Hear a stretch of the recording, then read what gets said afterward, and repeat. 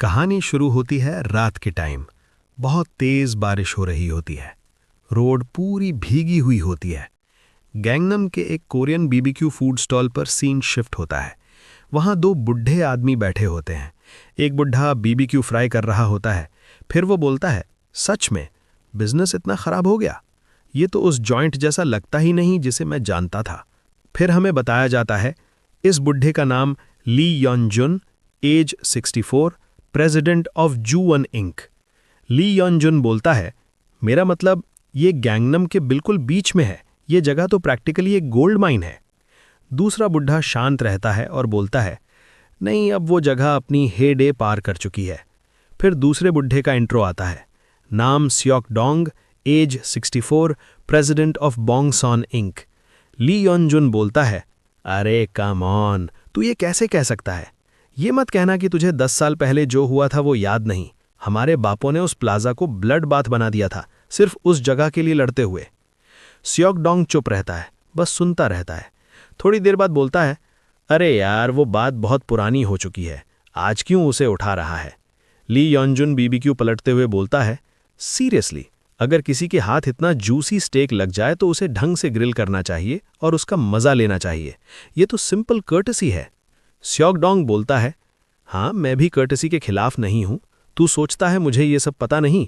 हमारे बापों ने जो कुछ भी झेला उसी वजह से मुझे और ज्यादा शर्म महसूस होती है।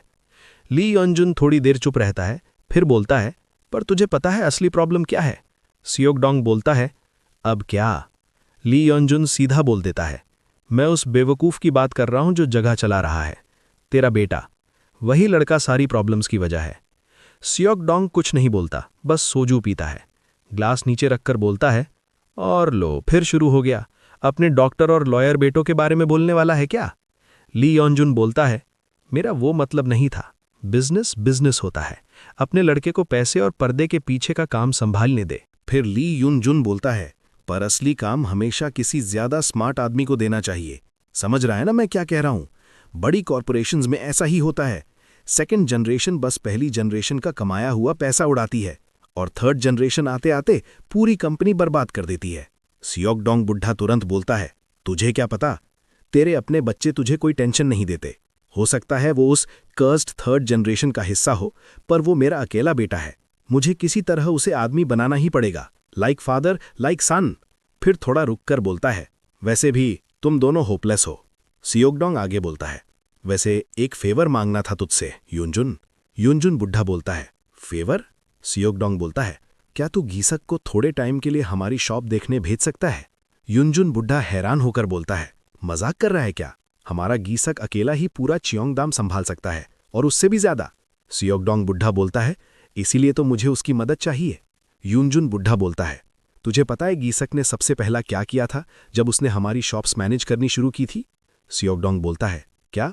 योनजुन बोलता है, उसने सारे बेकार किस्कम को साफ कर दिया था। जिस पल वो तेरी शॉप में पैर रखेगा, तेरा प्यारा बेटा सबसे ऊपर होगा उसकी लिस्ट में। तू सोचता है मुझे ये पता नहीं था? स्योक डोंग थोड़ा भड़क जाता है, कमीने, मैंने तुझसे ये फेवर मांगा है। मेरे बाप के पास ज्यादा टाइम नहीं बचा। यही मेरी तरफ से आखिरी गिफ्ट होगा उसके जाने से पहले। मैं बस इतना चाहता हूं कि वो अपने पोते को कुछ बनता हुआ देख सके। फिर योनजुन बुढ़ा बोलता है, ये सब सोजू बोल रही है, बस कर ये बकवास और ये पोर्क राइंड खा ले। आज मेरी तरफ से ट्रीट है। बारिश अभी तक रुकी नहीं होती। स्योक डोंग योनजुन को सहारा दे रहा होता है। योनजुन बोलता है, अरे अपने हाथ हटा मुझ पर से। स्योक डोंग बोलता है, पर योनजुन, तू मेरी मदद करेगा ना? योनजुन बोलता है, तुझे हुआ क्या है आज? फिर योनजुन अपने बॉडीगार्ड से बोलता है, ओए, तेरा बॉस काफी ज्यादा पी चुका है, इसे सीधा बेड पर ले जा, कहीं और पार्टी करने मत देना, सीधा घर चल, निकल। स्योक डोंग कहता है, सोच लेना योनजुन, समझा? योनजुन का बॉडीगार्ड उसे गाड़ी में बैठा देता है। गाड़ी के अंदर योनजुन सोचता है, ये बुढ़ा, लगता है बुढ़ापे में भी एक्टिंग और बेटर हो गई है। दूसरी तरफ स्योक डोंग को भी उसके बॉडीगार्ड गाड़ी में बैठा देते हैं। गाड़ी के अंदर स्योक डोंग सोचता है, कमीने, इतना डिफिकल्ट क्यों बनना पड़ता है इसे? दोनों बुढ़ों की मीटिंग खत्म हो चुकी होती है। उनके बॉडीगार्ड्स स्टॉल से सामान हटा रहे होते हैं। फिर दोनों गाड़ियां वहां से निकल जाती हैं, बारिश के बीच अपनी अपनी डायरेक्शन में। उसके बाद सीन शिफ्ट होता है। हमें एक बड़ा मैंशन दिखाया जाता है। रात का वक्त होता है, लाइट्स जल रही होती हैं, सब शांत।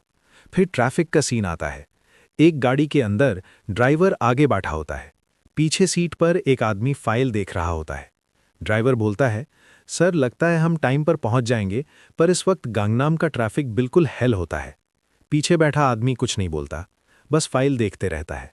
ड्राइवर फिर बोलता है, सर मुझे आगे से हमारे कम्यूट की थोड़ी टेंशन हो रही है। आदमी चुप रहता है, फाइल बंद करता है और खिड़की से बाहर देखता है। सीन शिफ्ट होता है, एक दूसरी बिल्डिंग के बाहर का सीन। 2 आदमी खड़े होते हैं। एक आदमी बोलता है, मुझे भी पहले लगा था वो मजाक कर रहा है, पर सुबह सुबह फिर कॉल करके मुझे दोबारा नैक किया।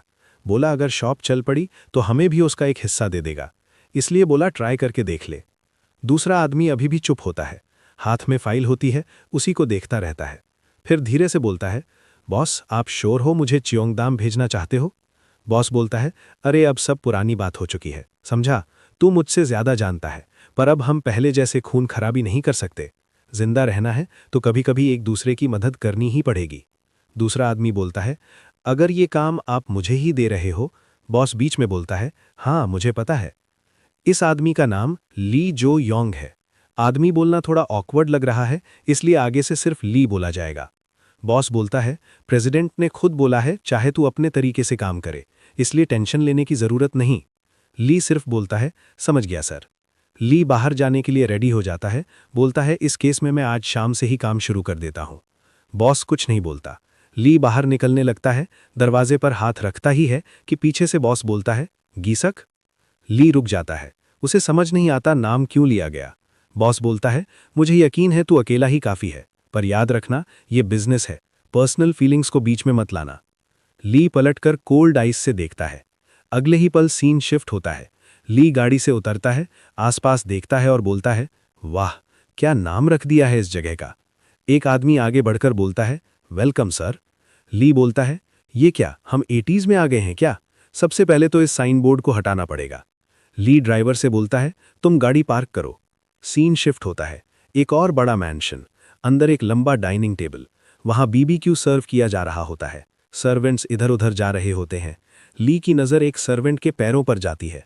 सर्वेंट बोलता है, सर ये आखिरी डिश थी जो आपने ऑर्डर की थी, और कुछ चाहिए हो तो बताइएगा। ली बोलता है, अभी बस खाना देख लेता हूं। बाहर से आवाज आती है, वेलकम सर, वेलकम सर। फिर हमें दिखाया जाता है कू जुन, एज 26, सियोगदोंग का बेटा और बॉस का ओनर।